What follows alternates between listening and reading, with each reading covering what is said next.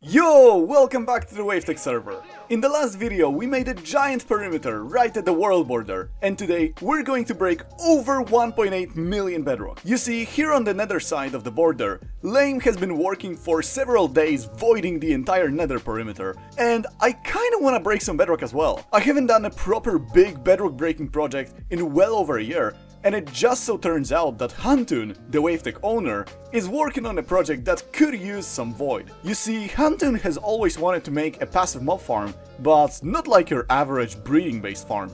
He wants to use the natural spawning algorithm, which, if you didn't know, is more efficient the lower you go. If you put your spawning platform at -55, your farm is gonna be pretty fast. But if you put a ton of extra effort and remove all the bedrock, you can place your farm at -64, which will massively boost the rates. So the actual farm is gonna go in this perimeter, which was already made by other Wavetech members, so fortunately I don't have to make it myself. I just have an empty canvas, which I will make even emptier, I guess. This perimeter is actually pretty big.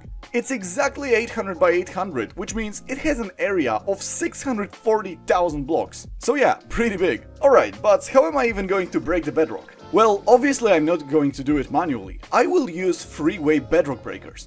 Currently the best bedrock breaker is this one by Desu, and what makes it special is that it only leaves a single block of overhead on every layer.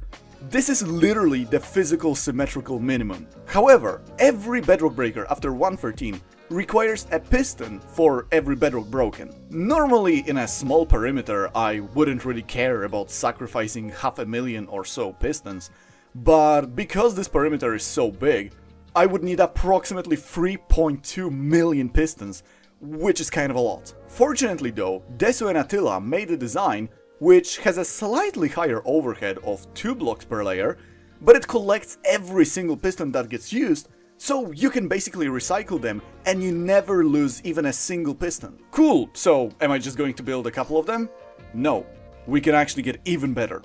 You see, whenever you're breaking bedrock, you never really want to break just a single layer. You basically always want to break all 5 layers to either remove the nether roof or make a void hole like in my case. That's why some of the members in the technical community designed complete setups using this machine to break all 5 layers at the same time. The setup that Lane used at the world border was designed by Divided by Zero, but I'm going to use this one, designed by Ration Machine. So what makes this setup special is that it can theoretically go forever. Well, as long as your infinite space also has an infinitely long line of hoppers and droppers. So basically what is happening here is that the pistons that were captured by the hopper minecarts here are pretty much immediately dispensed back and placed in front of the breaker by an AFK player. So the breaker moves forward, player places the pistons, breaker moves forward again, player places the pistons again, and so on, pretty much forever. So I already managed to tile this setup so it fits inside of our big perimeter, so yeah, let's go on SMP and start working on it. Alright, first of all, I have to gather all the items from the main storage, and if I look at the material list, it says right on the top that you have to subscribe because I really want to hit 50k by the end of the year. Alright, but seriously, I need pistons, slime blocks, sticky pistons, honey blocks, redstone lamps, TNT, redstone blocks, ancient debris. I actually want to flex a little bit. Since the Mega Nether Perimeter video, we expanded it a couple more times, and now we are sitting at over 100,000 ancient debris, which means we are getting very close to our goal of a double chest of netherite blocks. Anyway, I'm just going to yoink a stack. Okay, so I can't really build all 5 breakers all at once here at the start, because, well, in order to build, for example, the second layer breaker, you obviously have to fit it right here, in the space that the first breaker breaks, which means I'm gonna have to build the first breaker, run it like 20-something blocks over, only then place the second breaker, build it, move them both forward, and so on until I finally build the 5th layer. So yeah, the plan right now is to build the first one, and maybe tomorrow in the morning I will be able to build the second breaker. So let's stop yapping and actually start doing it. Ooh, okay. Also, if this wasn't obvious, I couldn't really break the entire bedrock in the entire perimeter because the machines also have some thickness. So the size of the void hole is basically going to be limited by how close I can get the breaker to the walls of the perimeter. So yeah, unfortunate. Alright, so the return side is pretty much done. Now I just gotta build the main side as well as the piston placer.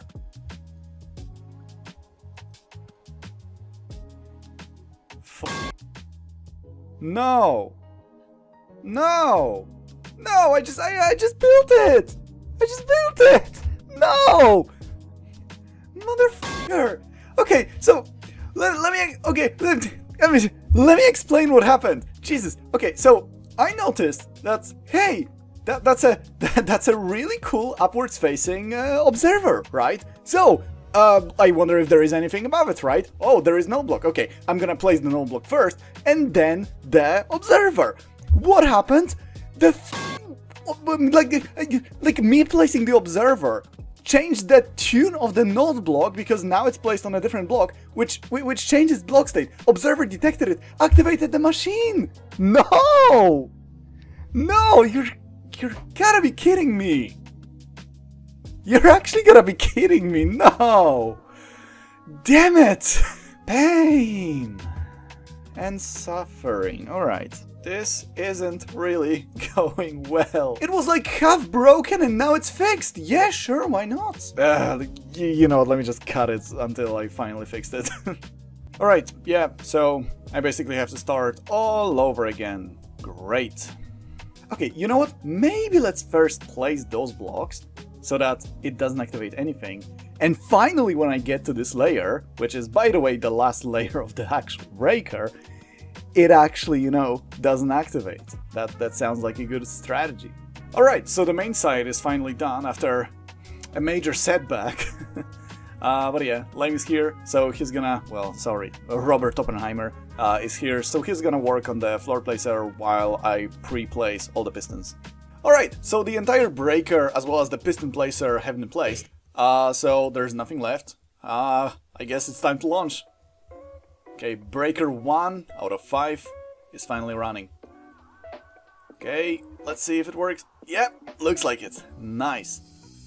Oh yeah, you can see some of the bedrock being removed. Yeah, so on the first line we are going to lose all the pistons. That's because I didn't feel like putting the hopper minecarts here manually. However, the machine will put them automatically once it reaches the other side. So it's gonna be fine. I'm just gonna have to give the bot enough pistons manually for this first line. But yeah, right now, literally all I can do is just wait until this breaker moves over more than 22 blocks. Then I can build the second breaker, move both of them 22 blocks, and so on and so on. Alright, but while the breaker is running, I actually want to show you why this bedrock breaking exploit even works. Because right now it just feels like absolute magic to you, probably. Okay, so in order to understand why pistons can break bedrock, we need to understand their 3 weird properties. Pistons work in a queue, retracting pistons are stupid, and headless pistons have magical properties. Pistons work in a queue. Pistons are not instant. When you power or depower them, they are going to add themselves to a queue of block events. So the instant I break this redstone block, this piston is basically gonna go, yo game, I'm a piston at this location, I need to retract as soon as possible. Yeah, sure, let me add you to the queue. And that happens to every piston that gets triggered.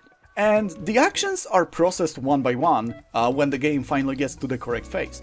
So this piston is going to retract first, and then this one is going to extend. Pretty simple. Retracting pistons are stupid. Let's depower this piston. Obviously, it will schedule a retraction, and if we let it happen, we will see that the piston actually retracted. Of course. Now, let's also depower this piston, but before it can actually execute, let's break it and replace it with a downwards facing one. Now, if we let it do its thing, we will see that we broke the bedrock. Why? Because the piston actually retracted as if it was a downwards facing piston. Like I said, very stupid, negative IQ. And this is exactly what the machine is all about. Everything in it is just working towards this sequence. Schedule a retraction for a piston and replace it with a downwards facing piston before it can execute.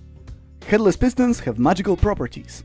If you blow up a head of a piston while it's extending, you will get a headless piston. Now, if you retract a headless piston, weird shit happens. First of all, they can straight up delete blocks in front of them, which is, I guess, cool. But headless sticky pistons are way more interesting than just that. Normally, if you start moving blocks, they take a bit of time to finally arrive. However, if you have a moving block in front of a headless sticky piston and you activate it, it can instantly finish the movement of that block. Like you can see here, this block specifically arrived pretty much instantly, the rest are still technically moving. The setup. So this Bedrock breaker basically uses all of those tricks to do everything automatically. First, the machine schedules those pistons in this exact order: red, green, blue. So, when the red piston starts its execution, it will first make the black piston realize that it should retract because it doesn't have any power. This will schedule a black event. Also, because it's a headless piston, it will also completely delete the black piston. Then, the green piston will start retracting, which will cause this downwards facing piston to start moving into this position here. And finally, that blue headless sticky piston will execute, which will instantly finish the movement of this downwards facing piston, which just started moving. And just like that, if I let the game run, we will see that the Bedrock was broken. Honestly, the fact that people managed to figure all of this out and make it into an insanely compact machine which runs in 3 directions is just absolutely insane. So, it's the next day, and as you can see, the Bedrock breaker made some really good progress in the past 12 hours. So yeah, it definitely made enough space to build the second breaker. So yeah, let's do it. But maybe let's first start with the on-off switch before moving to the rest of the breaker. Alright, so the entire setup for second layer is done, so let's launch it. So yeah, from now on it's gonna get very repetitive, because now I gotta wait for those 2 breakers to once again move another 20-something blocks, build a third one, move them 22 blocks, build a fourth one, move them 22 blocks, and finally build the last one, and from that point I will probably just have to AFK this for over a week, because this perimeter is just so huge. So in case the first breaker stops, well, the second breaker would normally run into it, so I placed a redstone block, which will basically force stop the second breaker, in case this one, you know, cannot move forward on its own. So it's not going to cause a cascade effect where every single breaker breaks. So yeah, that's one nice safety feature that I added. Alright, breaker number 3 is officially running. What? Is it? Wait, what happened? What? And did I not hit the node block? Okay, there we go. That was scary. Anyway, yeah, number 3 is running. And finally, number 4 is also running. Just one more layer until we get to the void. I am officially starting the second season of the Sleepy competition, yes. You know those like time-lapse videos of 2 neurons connecting to each other? Yeah, like if you play that in reverse, that's basically the state of my mind right now. I am forcefully staying awake just so I can launch the breaker for the night. But yeah, anyway, it's really nice to see the flat -64 of Bedrock. Yeah, the plane of Bedrock at -64 looks really cool. Like, one day I unironically want to make a perimeter, and instead of breaking all 5 layers, I just want to break only 4 layers and, you know, be left with this as the floor of the perimeter. That is just such a weird feeling, right? But anyway, it's finally time to launch the last breaker, and yeah, I am super excited. There is no way this can go wrong. That's called foreshadowing. Oh, we're gonna break into the void. Oh, don't kill me. Hey, we have void. We broke into the void, nice. That always feels so weird. So yeah, from now on, like I said previously, it's gonna take well over a week to clear the entire perimeter, just because of the sheer size of the perimeter. So like I said before, the perimeter itself is exactly 800 by 800. However, yeah, there is obviously some overhead needed to fit the breakers, and I swear this was a pure coincidence. This is going to be perfectly aligned with chunks. So there is going to be only a single chunk ring of bedrock around the void hole. Except, unfortunately, on the south side. So we already have the chunk border here.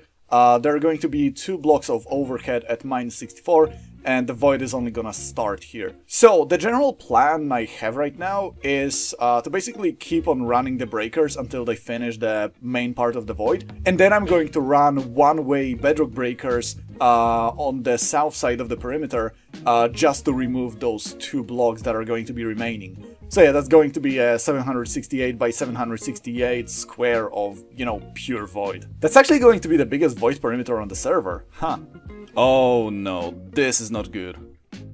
Alright, so it's been almost 2 days since I launched the last breaker, and yeah, as you can see, we made quite some progress in the void. But yeah, unfortunately, as you saw, bot number 3 died, which means the breaker is broken probably. Oh, it is much more broken than I thought. Oh shit.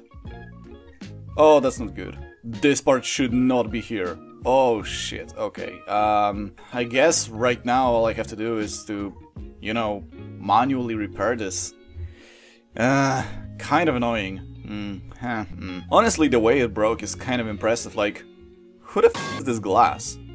Like, what is it doing here? Why the f is this one block lower? I am just beyond confused how the pillagers managed to break this in such an impressive way. Wow. Also this. Anyway, let's just get back to work. So, after loading the schematic, it seems like not a lot actually has broken. Most of the main part of the breaker is fine, just a couple incorrect parts. And this entire piston placer can actually be fixed by just running it normally. This part definitely is going to require a complete rebuild, but other than that, everything else is pretty much salvageable. Peak technical Minecraft gameplay. By the way, we as the Wavetech server are finally launching our merch store. We've got the logo, Spawn Palace, Amethyst Farm, Deep Slate Storage, and Ultimate. I got myself the Deep Slate Storage t-shirt because, you know, storage tech is my passion, and based on my and other members' experience, the shipping times are insanely fast. Mine only took 4 days to arrive, which is really good. Also, for the next 2 weeks, when you buy any Deep Slate Storage item, use the code STIMP for a discount. The link is in the description. So, it's been basically 3 days since the last clip, and here it is, here's the progress. Yeah, so the Bedrock breakers, even the last one, made their way over the halfway point. Yeah, we already cleared well over 1 million Bedrock at this point. Ever since that one mishap with the pillagers, we haven't had any issues. And also, when I was waiting on the Bedrock breakers to, you know, do their thing, I kind of started tinkering with them. So this breaker has one issue where it requires water for the item transport, which basically means it can't be built in the nether. It always just kind of seemed like a skill issue from Rashin's part, because like he only uses the water to like transport the pistons like 6 blocks over. So I started wondering if it's possible to remake this system so it doesn't use water. And that basically led to the shortest project in Wavetech history. So, I started the channel, I described the problem, I even provided schematics, I provided the goals, and like described everything, and as I was finishing the description, I realized that this can be done literally by just adding another hopper line. Storage tech is my passion. And so, this is the setup.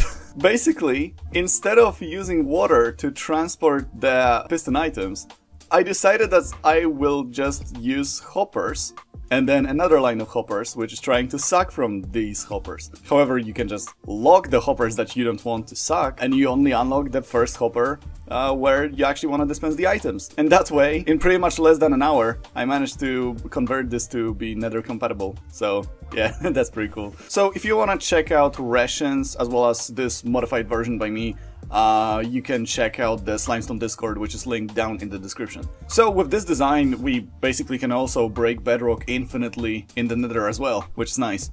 No way! So apparently another piston bot, this time piston 4, was killed by the pillagers, which means that this breaker also broke, but like I have no idea how, but somehow it broke in an even more impressive way than before. Like, I don't even know how you can get to this state. Like, let me show you the schematic. So, apparently the main side as well as the return side managed to move forward, right?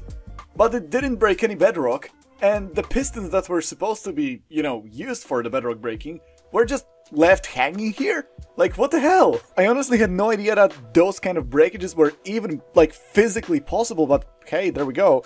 Like, this breakage is way worse than the previous one, because right here, as you saw, both the main side and return side are completely wrong. The only thing that is correct is the piston placer here. But yeah, I'm gonna have to basically move those pistons upwards, completely destroy this side as well as the other side, and rebuild them from scratch. Yeah, spawning the piston bolt back, can't really fix this thing here. Okay, but maybe let's look at the positives. The first breaker is actually super close to finishing the first layer. I reckon maybe we are within maybe 12 hours of completely finishing this layer, so yeah, that's pretty exciting. So yeah, super annoying that this had to break so close to finishing, but... No! No way! No way! So it didn't break because of the pillagers. It didn't break because of the pillagers! So, the bot was killed, but as you can see in the screenshot from Discord, 0x actually managed to spawn them in, but it broke because the honey... Wait, where is it? Because the honey attached to some random deep slate left over, which wasn't blown up by the first breaker. That is so rare! Ooh, wow, wow, ooh. That actually, that actually explains why the pistons here didn't actually get pushed down to break the bedrock. Because the part that actually got stuck is part of the flying machine, which is actually pushing down the pistons to, you know, fully break the bedrock. Ooh, okay, that is super annoying that it happened. It wasn't the pillagers, it was just a random deep slate that was left over. Why am I happy? I should not be happy about a completely f***ed-up bedrock breaker. Alright, so fixing it took a bit longer than I expected, honestly, but yeah, now it's finally running, and let's really hope that we're not gonna get such an edge case ever again. Alright, nice. So finally, if we look at the chunk borders, we have 1, 2, 3, 4, 5, 6, 7, 8 blocks of, you know, extra overhead over the last chunk which we want to void, which means the first breaker is technically done. And also, I'm gonna have to get rid of every single part of the first bedrock breaker, just so the second one can, you know, continue as normal. And yeah, probably I'm just going to use some TNT, because who really cares about the couple pistons or slime blocks that are here? It's way faster to just blow it up. And just like that, layer 2 is also officially gone. Just 3 more breakers remaining and the project is almost gonna be done. Because yeah, like I said, I still really want to clear those 2 lines of bedrock, so it's actually chunk aligned. So, it's morning of the next day, as you can tell by my morning voice, and bedrock breaker number 3 is currently being taken care of. It's doing its last line and it's being destroyed. And number 4 is also done, with just the number 5 remaining. The bat is getting destroyed. I don't know if you could see it. I was not expecting that. Anyway, number 5 is doing its last line, which means I can also launch the TNT duper after it. There we go, perfect. And also, on the other side of the perimeter, I already built the first of the 2 bedrock breakers, which are supposed to destroy the rest of the overhead. Okay, there we go, there's the breaker. So yeah, this breaker is also working. So as you can see, this breaker is, you know, first of all, way smaller than the freeway, but also it's way slower. That's because these kinds of one-way breakers are mostly optimized for compactness and total build effort rather than actual performance. It's only one way, it's only going to make one trip and then never again. So in the meantime, while this breaker is running, I'm actually gonna build the second breaker, but that one is going to be a bit different than the first one that I built here. That's because this breaker requires 1 block of overhead. Like you can see, it's breaking pretty much this bedrock here, and it requires this block here, where I'm standing, to also be cleared. That's part of the setup.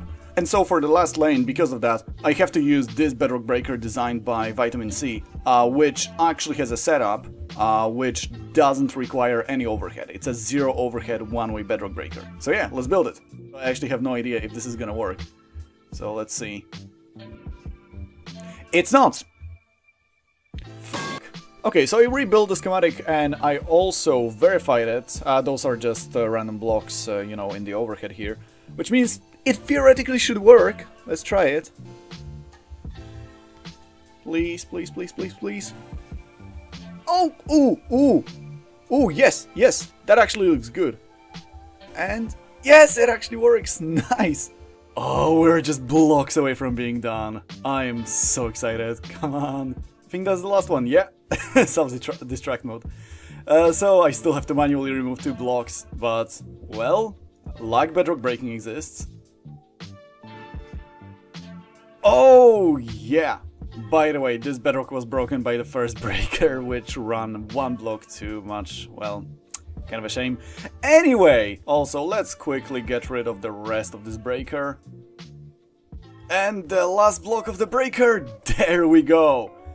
This project is officially done. Oh, hell yeah, it's beautiful. So yeah, we have a new biggest void perimeter on the server, and yeah, the project is done. So, make sure to subscribe, and see ya!